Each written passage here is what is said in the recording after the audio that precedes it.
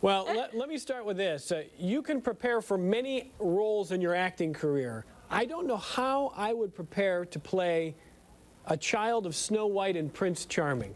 How do you even approach that? Well, since I never existed in fairy tale land yet, except for being born there, I really approached her from the reality perspective. So I've been reading a bunch of memoirs written by people who are raised in the foster system, and I found that really, really helpful. It's a whole world that I really didn't know that much about until playing this character, and I feel, I don't know, I just feel very lucky to have access to that material because it's really made a difference in how I've chosen to play Emma. And what an interesting premise, because you'll have to, in the show, go back and revisit some past histories, so it gives some real creative room, I would think, to kind of play with those backstories, right? Yeah, I mean, the thing that was so appealing about this character was that she comes from so much damage, and yet she still has this sort of warrior spirit and survivor spirit in her. And it kind of gives me room to do all sorts of things, even within reality. You know, there's times where she seems so tough that I can't imagine her ever being vulnerable, and so vulnerable at times that I can't imagine her ever being tough, and kind of everything in between.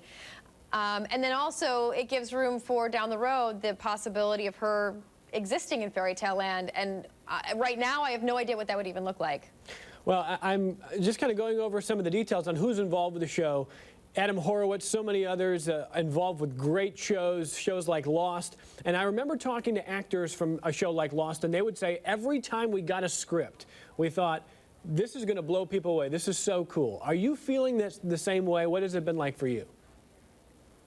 Yes, absolutely. I feel like every week I get one chapter of a great novel, is what it feels like. We all go crazy over the scripts. As soon as we read the scripts, we're all calling each other going, oh my gosh, did you see that part and this part? I mean, I can't believe that happened. And so we have had an incredible time reading the scripts. We're blown away week after week by it. So hopefully people will enjoy watching what's going on as much as we've been enjoying reading it.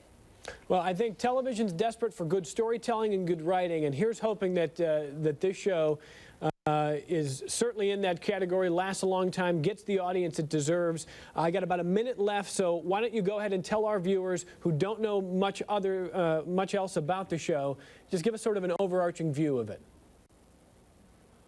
Yes, it's basically as if every fairy tale ever written actually exists and is real, but they've been cursed by the evil queen, and part of the curse is that they're sent to reality and they don't know who they truly are.